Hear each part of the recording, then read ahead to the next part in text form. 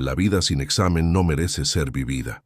Sócrates dijo eso delante del jurado que iba a condenarlo a muerte, no como un acto de valentía performativa, ni como el gesto dramático de un hombre que quería pasar a la historia.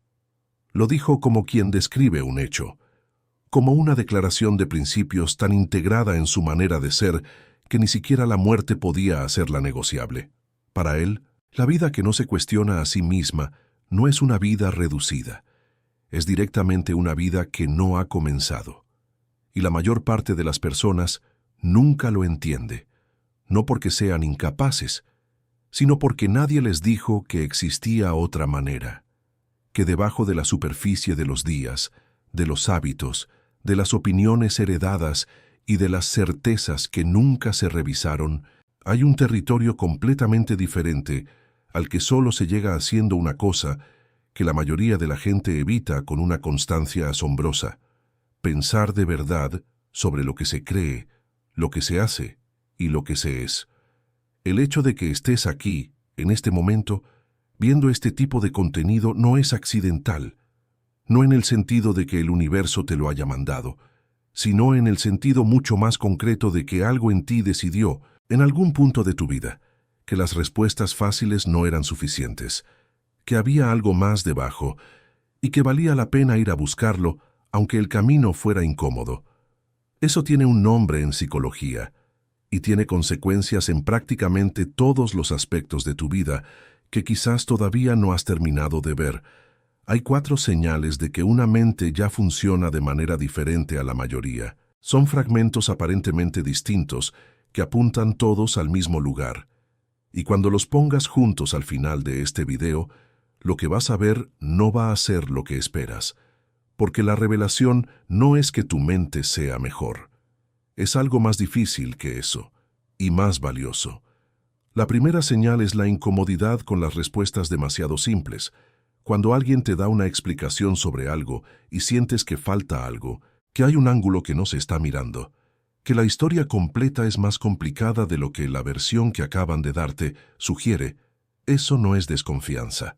Eso no es cinismo. Es algo que el neurocientífico y educador Carol Dweck identificó como una de las marcas más consistentes de lo que ella llamó mentalidad de crecimiento. Dweck pasó décadas estudiando qué separa a las personas que aprenden y crecen a lo largo de toda su vida, de las que se estancan, y lo que encontró no fue inteligencia, no fue talento, no fue siquiera esfuerzo, aunque el esfuerzo importa. Lo que encontró fue una diferencia en la creencia fundamental sobre la naturaleza de las capacidades propias. Las personas con mentalidad fija creen que lo que son ya está determinado. O sirves para algo o no sirves. Las personas con mentalidad de crecimiento creen que lo que son es el punto de partida, no el destino. Y una de las consecuencias más concretas de esa diferencia es cómo se relacionan con el conocimiento. La persona con mentalidad fija necesita que las respuestas sean simples, porque las respuestas complejas amenazan la imagen que tiene de sí misma. Si hay algo que todavía no entiende, eso significa que es menos capaz. Entonces, inconscientemente, prefiere las explicaciones que pueda absorber sin cuestionar, sin el riesgo de quedar expuesta como alguien que no sabe. La persona con mentalidad de crecimiento no tiene ese problema. La complejidad no la amenaza, la atrae. El ángulo que falta en la explicación no es una señal de su ignorancia, es una invitación, una puerta que todavía no abrió. Si cuando alguien te da una explicación sobre algo importante, tu primera reacción es preguntar, ¿qué más hay? ¿Qué se está dejando afuera? ¿Cuál es el otro lado de esa historia? Tu mente ya funciona de una manera que la mayoría de las personas nunca desarrolla. Dweck documentó algo más que vale la pena mencionar. En sus experimentos, presentaba a niños con problemas difíciles, algunos de los cuales estaban por encima de su nivel. Los niños con mentalidad fija, cuando encontraban el límite de su capacidad, lo interpretaban como una señal de su incapacidad y abandonaban. Los niños con mentalidad de crecimiento hacían algo completamente diferente. Se entusiasmaban. El problema difícil no era una amenaza, era exactamente lo que estaban buscando, porque el problema difícil era el único lugar donde podían crecer de verdad. Esa diferencia, que en los niños de los experimentos de Dweck se manifestaba en minutos, se extiende a lo largo de toda una vida. La persona con mentalidad de crecimiento no busca situaciones cómodas, busca situaciones que la estiren, no busca confirmar lo que ya sabe, busca lo que todavía no sabe. Y esa orientación constante hacia el límite propio, hacia el borde donde termina lo conocido y empieza lo desconocido, es exactamente lo que produce el crecimiento real en lugar del crecimiento aparente. Y antes de ir a la segunda señal, suscríbete si esto está resonando contigo, no porque lo necesitemos para seguir produciendo este contenido, sino porque lo que viene en los próximos minutos es la parte que más personas necesitan escuchar y menos buscan activamente. Y si llegas aquí a través de la suscripción, es porque algo en ti ya decidió que vale la pena. La segunda señal es que el malestar te enseña más que el confort. No estamos hablando de buscar el sufrimiento, ni de romantizarlo. Estamos hablando de algo muy específico, la capacidad de estar en una situación difícil, incómoda o dolorosa, y al mismo tiempo mantener una parte de la atención orientada hacia lo que esa situación tiene para enseñar. De no colapsar completamente en la emoción, sino de sostener, aunque sea por momentos, la pregunta de qué está revelando esto sobre ti, sobre el mundo, sobre lo que creías que era verdad. Friedrich Nietzsche, cuya vida fue una larga colección de enfermedades, rechazos y incomprensión, escribió algo que resulta difícil de escuchar la primera vez, pero que, si se ha vivido lo suficiente, suena exactamente correcto. Escribió que lo que no me mata me hace más fuerte. Pero esa frase, descontextualizada como suele citarse, pierde su significado más profundo. Lo que Nietzsche estaba describiendo no era resistencia, estaba describiendo transformación, la idea de que el ser humano que pasa a través de la dificultad con conciencia, que no simplemente sobrevive, sino que extrae de esa experiencia algo que antes no tenía, sale del otro lado siendo literalmente otra persona. No la misma persona que soportó algo, una persona distinta que fue formada por ello. Nietzsche llamó a este proceso Selbstüberwindung, superación de uno mismo. Y fue explícito en que no es lo mismo que superación de las circunstancias. El mundo puede mejorar y tú seguir siendo exactamente quien eras. La superación real ocurre adentro, en la manera en que te relacionas contigo mismo después de haber pasado por algo que podría haberlo destruido todo, pero no lo hizo. La mente que funciona diferente no solo sobrevive las dificultades, las convierte en material, en información sobre sí misma, sobre sus límites reales versus sus límites imaginados, sobre qué importa y qué no importa tanto como pensaba. Y esa información, acumulada a lo largo de los años, produce una especie de conocimiento sobre uno mismo que no se puede obtener en ningún otro lugar. Heráclito, el filósofo griego que vivió 5 siglos antes de Cristo y que es posiblemente el más difícil de leer de todos los presocráticos, dejó un fragmento que lleva más de 2000 años perturbando a quien lo lee con atención. Dijo que el carácter es el destino, no las circunstancias, no el talento, no la suerte.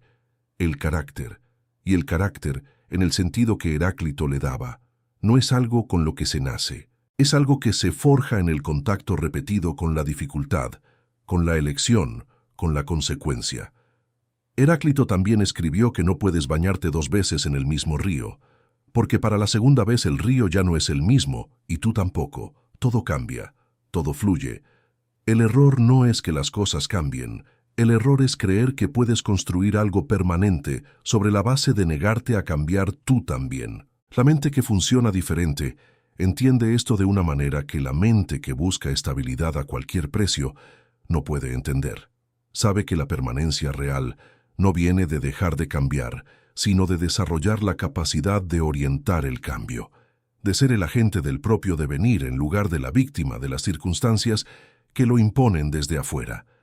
La persona que aprende del malestar, en lugar de solo soportarlo, está, sin saberlo siempre, trabajando en su carácter, construyendo algo que las circunstancias favorables nunca podrían haber producido.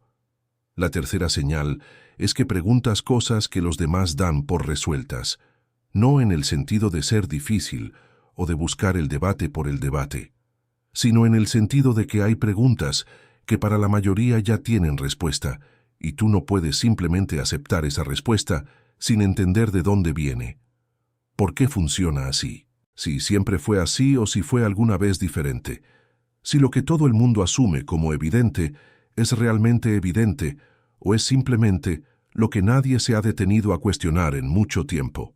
Sócrates pasó su vida haciendo exactamente eso en las calles de Atenas. No enseñando, preguntando.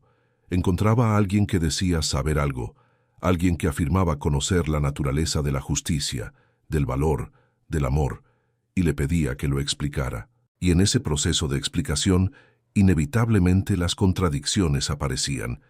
Las certezas se fisuraban. Lo que parecía sólido revelaba que estaba construido sobre suposiciones que nadie había revisado. Eso le hizo ganar muchos enemigos y finalmente le costó la vida.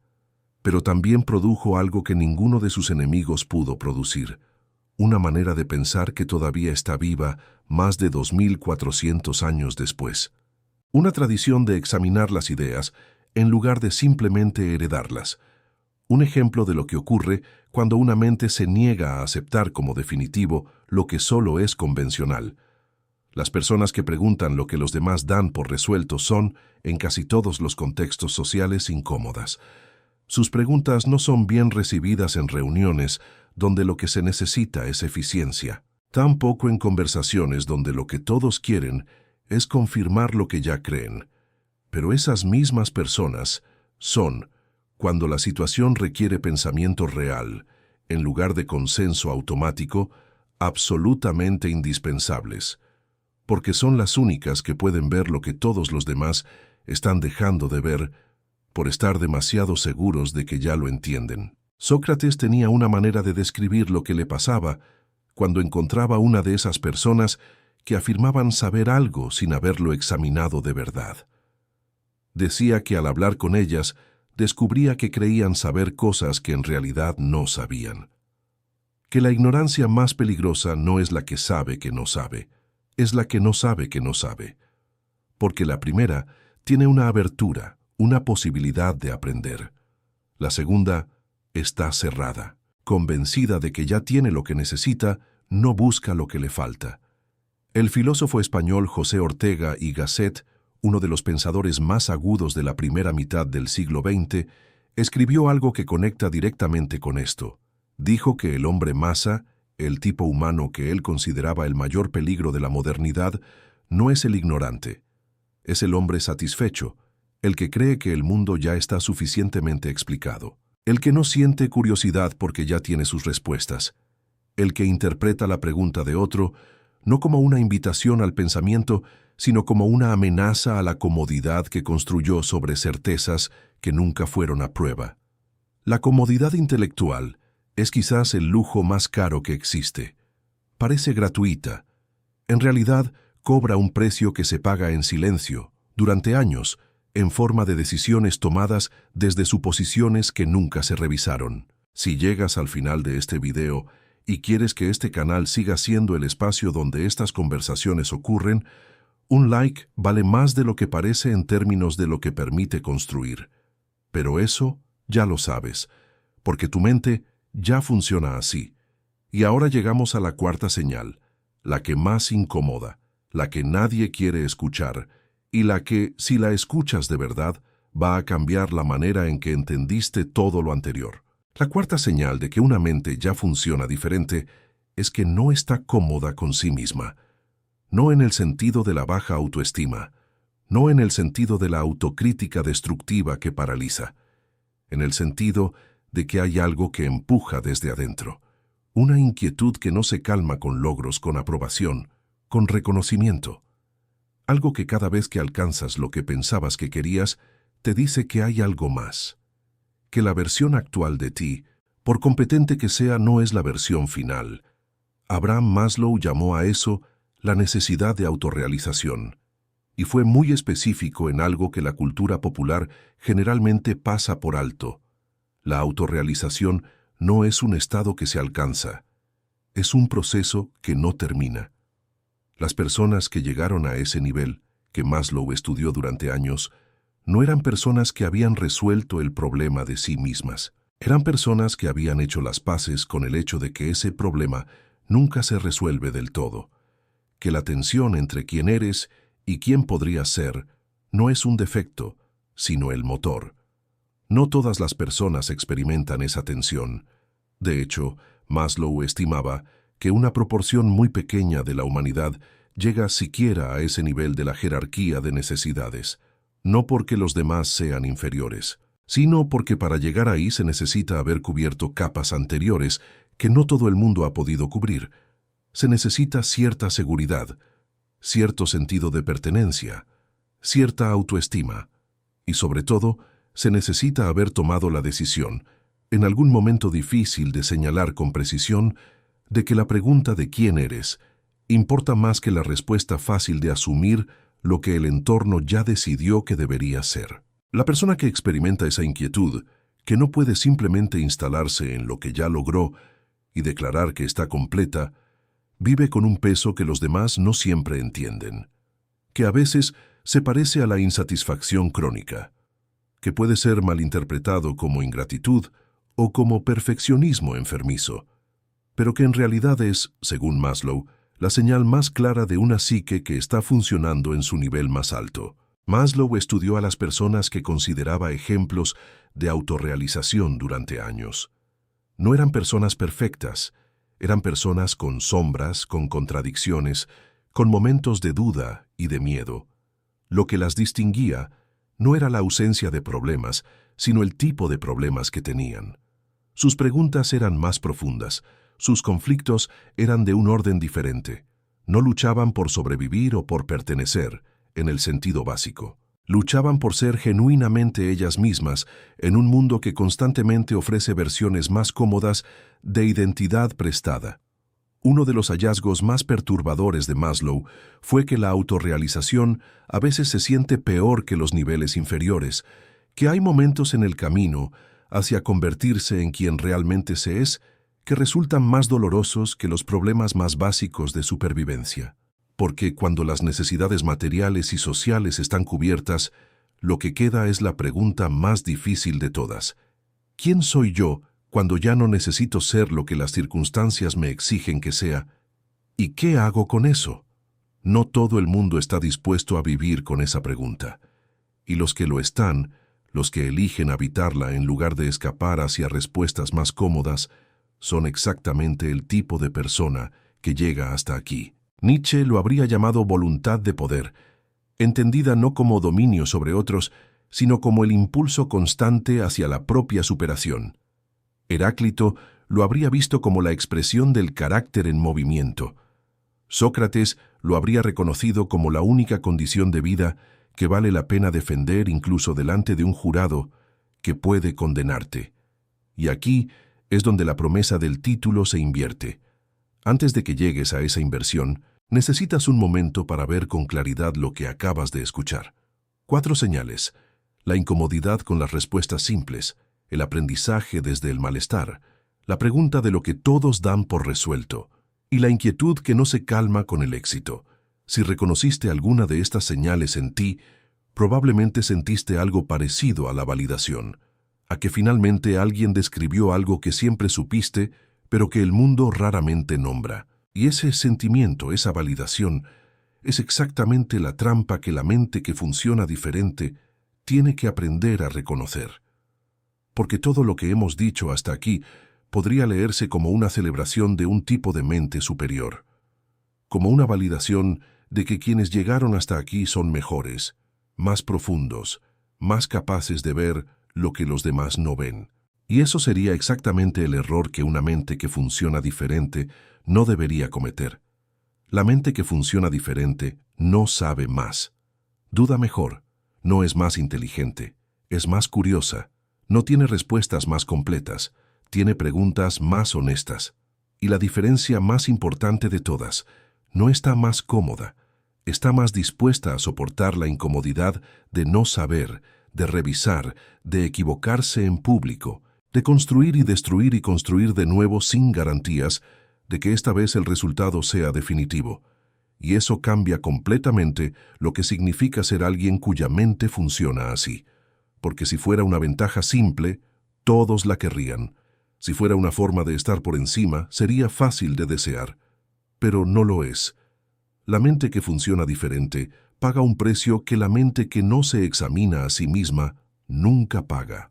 El precio de no poder ignorar lo que ve, de no poder fingir que no sabe lo que sabe, de no poder instalarse en certezas que sabe que son provisionales y pretender que son permanentes. Dweck lo habría descrito como vivir permanentemente en la zona de desarrollo próximo.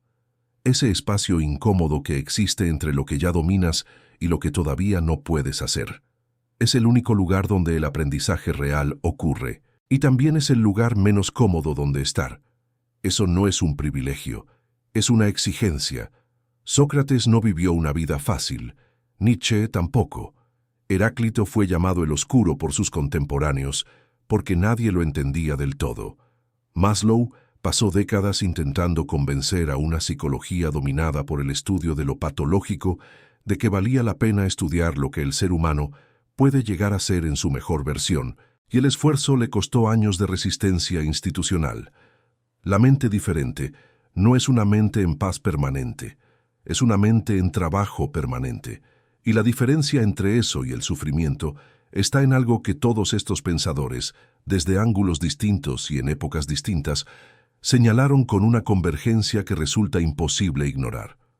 El trabajo tiene que tener dirección, la inquietud tiene que estar orientada, la incomodidad tiene que ser el motor de algo, no solo el ruido de fondo de una vida sin rumbo.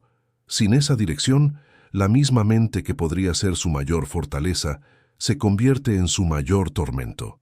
La persona que hace preguntas sin orientación se vuelve paralítica.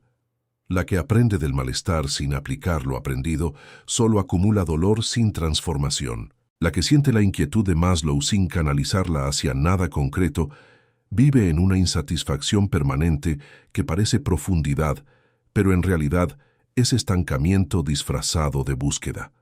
La diferencia entre la mente que funciona diferente de una manera que produce algo real y la mente que simplemente sufre más es exactamente esa: la dirección, el para qué de la inquietud, el hacia dónde de las preguntas, el qué construyo con lo que el malestar me enseña.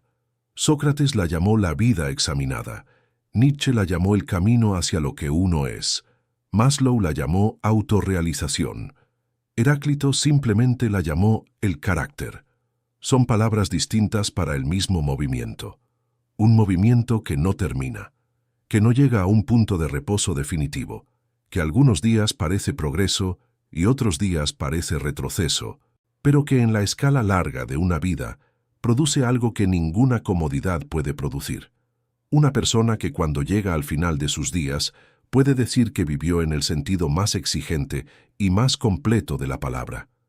No que fue feliz siempre, no que tuvo lo que quería siempre, sino que se convirtió en alguien real, en alguien que eligió ser quien fue en lugar de simplemente aceptar lo que el entorno sugería que debería ser. Llegaste hasta aquí. Eso ya dice algo sobre ti. No que seas más que nadie, sino que estás eligiendo en este momento la versión de tu vida que se examina a sí misma, en lugar de la que simplemente transcurre. ¿Y ahora qué haces con eso?